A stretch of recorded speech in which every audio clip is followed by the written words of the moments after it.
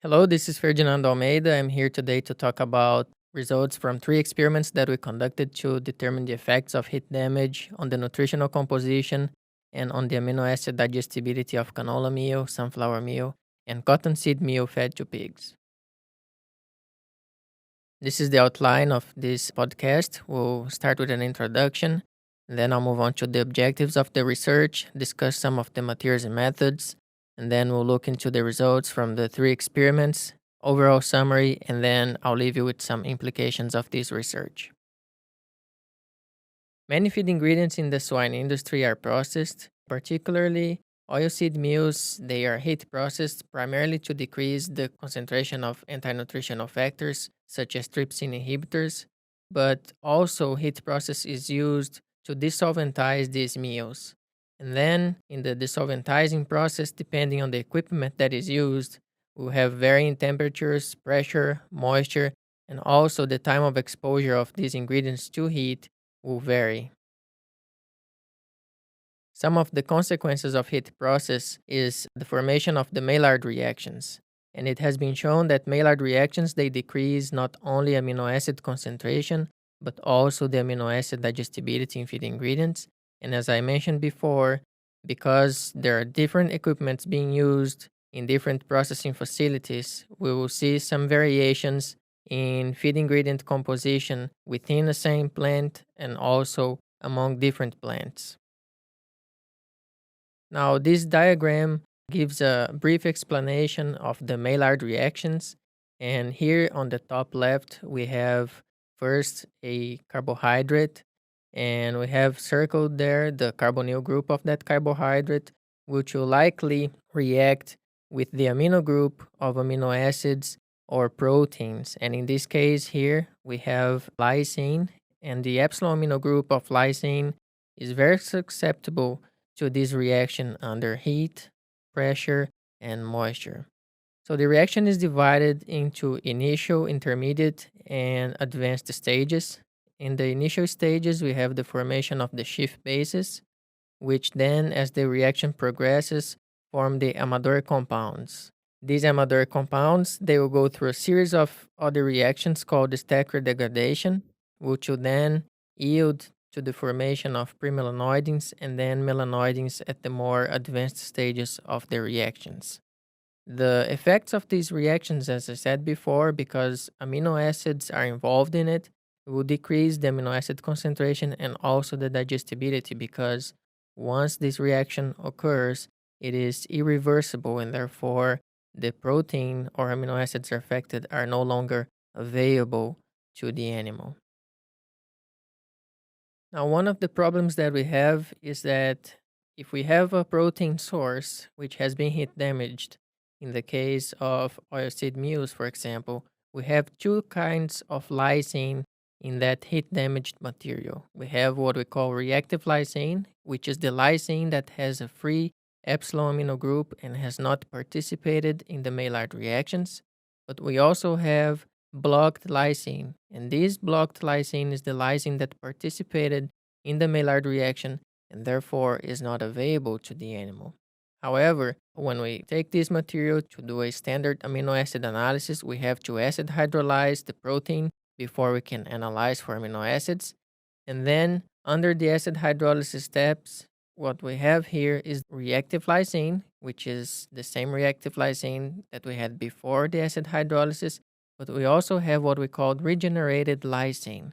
Regenerated lysine is the blocked lysine, which is converted back to this form of lysine, but under the curve in the chromatogram, we have both reactive lysine and regenerated lysine accounting for total lysine, which is the value that we use in diet formulation. So what we have here is an overestimation of the concentration of reactive lysine in feed ingredients that have been heat damaged. The Maillard reactions are also involved with other amino acids. For example, we can have premelanoidins, cysteine, and arginine reacting and therefore reducing the digestibility of cysteine and arginine. There are also arginine and lysine interactions under such circumstances, And under the Maillard reactions, we also have the formation of cross-links of other amino acids. So the proteins, they become more aggregated overall, and therefore digestive enzymes are not as efficient in digesting these proteins, and that's why we have an overall reduction in the amino acid digestibility if heat damage has occurred. Some ways we can assess the degree of heat damage in feed ingredients have been proposed, and these include the measurement of reactive lysine, which has been studied using different methods. For example, some research has been conducted using the fluoronitrobenzene method, others have used the homoarginine, others the Furosine procedure, and also some research has been conducted using the sodium borohydrate procedure. Because most of the research in this area has been conducted using the Furosine procedure, this is what we're going to focus on for these 3 experiments. And so we're going to determine the reactive lysine using the Furosine procedure. Now, this diagram shows how the Furosine method works. We have a heat-damaged protein. In that protein, we have the Amador compounds, which were formed in the initial stages of the Maillard reaction. And we also have reactive lysine. Now, the Amador compounds under acid hydrolysis, they yield furosine, pyridosine, and regenerated lysine, as I previously explained. It is believed that these 3 compounds are formed in ratios of 32% for furosine, 28% for pyridosine, and 40% for regenerated lysine. Therefore, if we can measure the amount of furosine, we can then back calculate the amount of regenerated lysine using these ratios. And by doing so, we can then use the total lysine that was analyzed and subtract the concentration of regenerated lysine, and therefore we can calculate the concentration of reactive lysine. Others have also used other measurements of the degree of heat damage in feed ingredients. For example, Gonzalez Vega and co-authors have conducted a study with soybean meal, and in this study they had a control soybean meal, and then they had 2 other batches of soybean meal that were autoclaved for 15 minutes or 30 minutes. And we can see here in the pictures, we see the control is a light color, and then as they autoclaved for 15 or 30 minutes, we can see that soybean meal becomes much darker. And this is a result of the formation of those advanced Maillard reaction products such as melanoidins.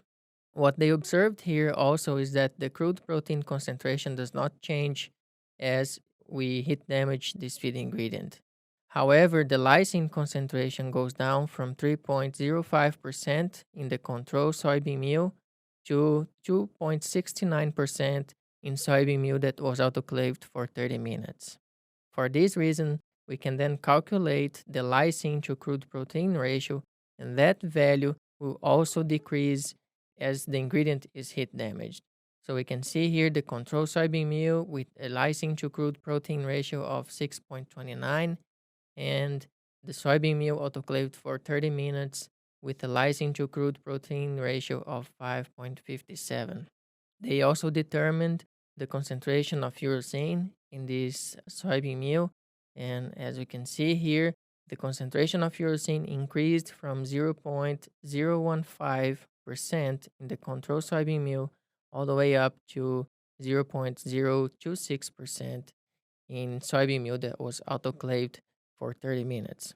Although this has been shown for soybean meal, it has not been shown for canola meal, sunflower meal, or cottonseed meal. So the objectives of these experiments were to evaluate the effects of heat damage on the nutritional composition and also on the standardized iliodigestibility or SID of amino acids in canola meal, sunflower meal, and cottonseed meal. And also we wanted to determine prediction equations for the SID lysine using the furosine concentration in these 3 feed ingredients. This table summarizes the materials and methods On the first row, we have the ingredients that we used. So canola meal, as abbreviated as CM, sunflower meal, cottonseed meal. And then we autoclaved these ingredients at 130 Celsius with different times. The design was a replicated 5x5 Latin square, so we had 10 observations for each treatment. And the initial body weight of the pig for the first experiment with canola meal was 26.5 kilograms. For the second experiment with sunflower meal was 23.1 kilogram. And for the third experiment with cottonseed meal was 35 kilograms. Each period consisted of 7 days. The first 5 days were adaptation to the diets, and followed by 2 days of 8-hour collection of ileodigesta. The pigs were surgically equipped with a T cannula in the distal ileum, and they were placed in crates such as this one on the right with fully slatted floor and a feeder and a nipple drinker. The way we processed the ingredients, we had a common batch of each ingredient, which was then divided into 4 batches. So we had one batch that was not autoclaved and 3 other batches that went into the autoclave for 130 Celsius. And as I said before, the time was different for each batch. And so at the end, we had 5 diets mixed. 4 diets containing each batch of ingredient, so 1 that was not autoclaved and 3 others that were autoclaved, and also a nitrogen-free diet that was used to determine the basal endogenous losses of amino acids and crude protein. For the statistical analysis, we used the mixed procedure of SAS. Diet was included in the model as the fixed effect. Pig and period were the random effects, and we used the LS means to calculate the means. We then conducted some contrasts to determine the linear and quadratic effects of increasing levels of heat treatment.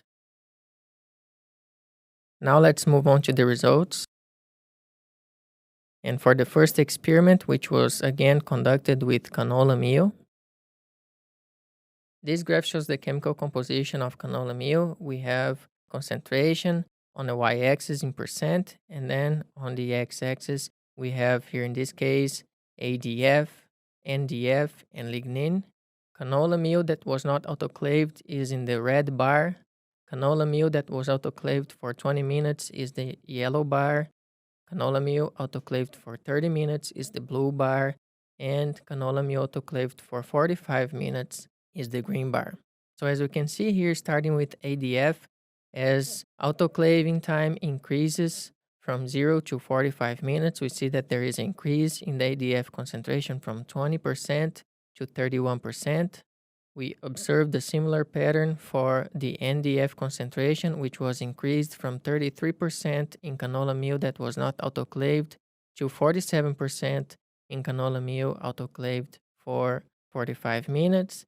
And also, we see an increase in the lignin concentration from 8% in canola meal that was not autoclaved to 17% in canola meal autoclaved for 45 minutes. And the reason for this is because during the Maillard reactions, we have the formation of what is called artifact lignin. So the increases we see here for ADF and NDF are likely a result of this artifact lignin, which is then increasing the concentration of each of these components. This next graph shows the concentration of acid detergent in soluble nitrogen, and we have a similar pattern for the colors here. So we see that as we increase the time of autoclaving, there is an increase in the concentration of ADIN from 0.4% in canola meal not autoclaved to 1.8% in canola meal autoclaved for 45 minutes. Now, as I said before, we determined the furosine concentration, and as we can see here in this graph, the concentration of furosine increases from 0.016% in canola meal that was not autoclaved to 0.033 in canola meal autoclaved for 20 or 30 minutes. However, if we further autoclave that for 45 minutes, we see a slight decrease in the concentration of furosine from 0.033 to 0.025. And the reason for this is because the more we autoclave this canola meal, the likelihood of the Maillard reaction to progress to the more advanced stages increases. And as the reaction progresses to the advanced stages, that means we have less of a substrate, in this case of the amador compounds which originate the furosine, and therefore we see a decrease in the concentration of this component. Now, continuing with the chemical composition of canola meal, we have on the x-axis total lysine, the lysine to crude protein ratio, reducing sugars, and also reactive lysine. And as we can see here, the concentration of total lysine, lysine to crude protein ratio, the reducing sugars, and reactive lysine, they all decrease as we autoclave canola meal. Exactly what has been observed previously for soybean meal, and this is exactly what we would expect happening in canola meal as well. One thing that I want to point out here is that the reactive lysine concentration is less than the concentration of total lysine, and this is what we expected, and this is what has been observed for other feed ingredients as well. Now looking into the standardized digestibility of amino acids, I'm just showing the results for the first 4 limiting amino acids. And we can see here that the SID of lysine, methionine, threonine, and tryptophan, they all reduced as we autoclaved canola meal for 20, 30, or 45 minutes. This is a quadratic response.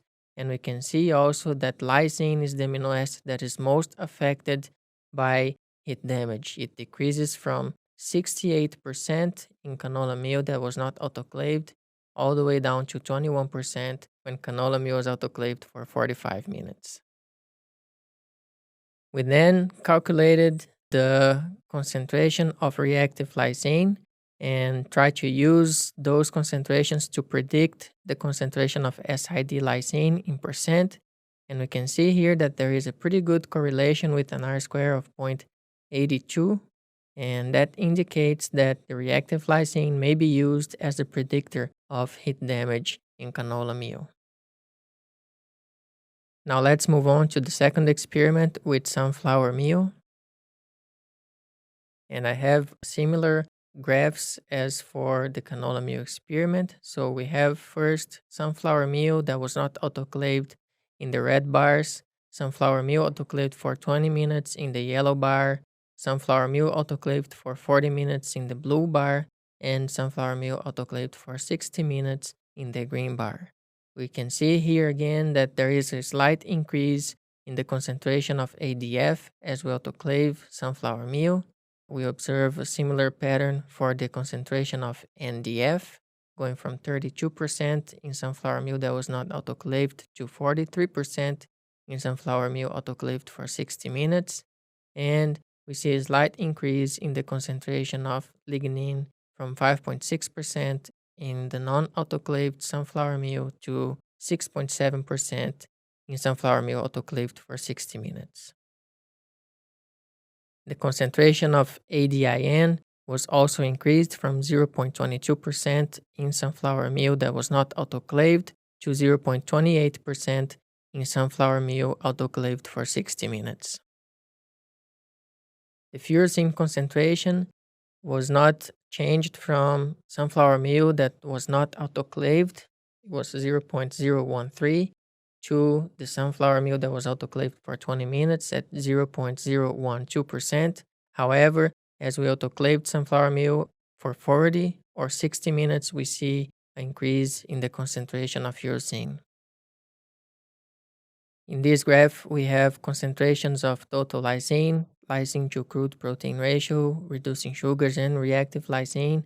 And just as we observed for canola meal, we observed a similar pattern in sunflower meal, where we have a reduction in the concentration of total lysine, lysine to crude protein ratio, reducing sugars, and reactive lysine as a result of heat damage. This graph shows the standardized digestibility of lysine, methionine, threonine, and tryptophan. And in the case of sunflower meal, there was a linear effect of increasing time of autoclaving. And we can see that the digestibility of these amino acids decrease as we increase the time of autoclaving. We also conducted a regression analysis to see how well we can predict the SID lysine from the concentration of reactive lysine. And again, we observed a pretty good correlation with an R-square of 0.83. Now, the third and last experiment conducted with cottonseed meal. In this experiment, we observed that the concentration of ADF did not change as a result of increasing time of autoclaving. However, we observed a slight increase in the concentration of NDF from 26% in cottonseed meal that was not autoclaved to 30% in cottonseed meal that was autoclaved for 60 minutes. And there was also a slight increase in the concentration of lignin from 5.5% in a non-autoclaved cottonseed meal to 6.7% in cottonseed meal autoclaved for 60 minutes. Again, showing the results for the acid detergent insoluble nitrogen, which was increased from 0.2% in cottonseed meal that was not autoclaved to 0.27% in cottonseed meal autoclaved for 60 minutes. The concentration of furosine was increased from 0.027 in cottonseed meal that was not autoclaved to 0.040 in cottonseed meal that was autoclaved for 15 or 35 minutes, and that number was then reduced to 0.03 in cottonseed meal autoclaved for 60 minutes. So in this case, we see a pattern that is similar to what we observed for canola meal in the first experiment. For the concentrations of total lysine, lysine to crude protein ratio, reducing sugars, and reactive lysine, there was a decrease in these concentrations as we heat damaged cottonseed meal. And for the SID of amino acids, we also observed a quadratic reduction in the digestibility of lysine, methionine, threonine, and tryptophan.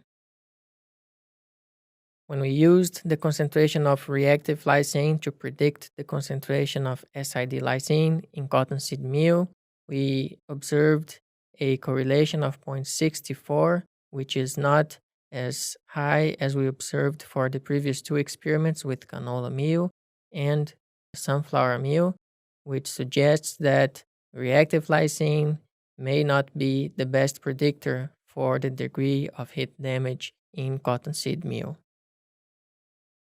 For the overall summary, we have in this table a summary of the main findings in these three experiments.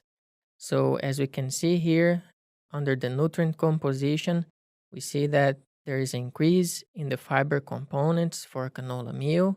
There's an increase in the fiber components concentration for sunflower meal, and also an increase in the concentration of ADIN for cottonseed meal as we autoclaved or as we heat damaged each of these meals.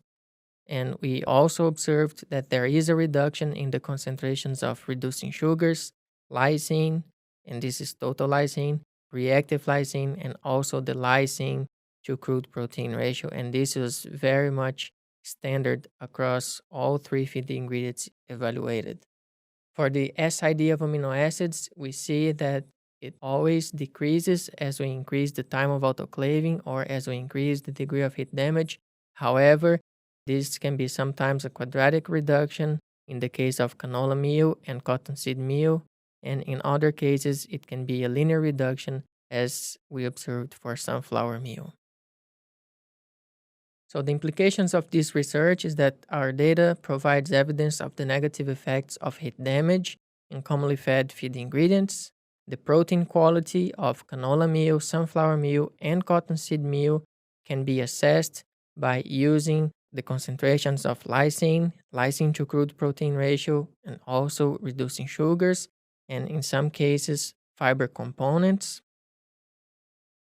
From our data, however, it seems that the lysine to crude protein ratio is the most reliable measurement of the degree of heat damage. We looked at NRC values for canola meal, sunflower meal, and cottonseed meal, and those values are close to the values of the lysine to crude protein ratio that we observed in the present data.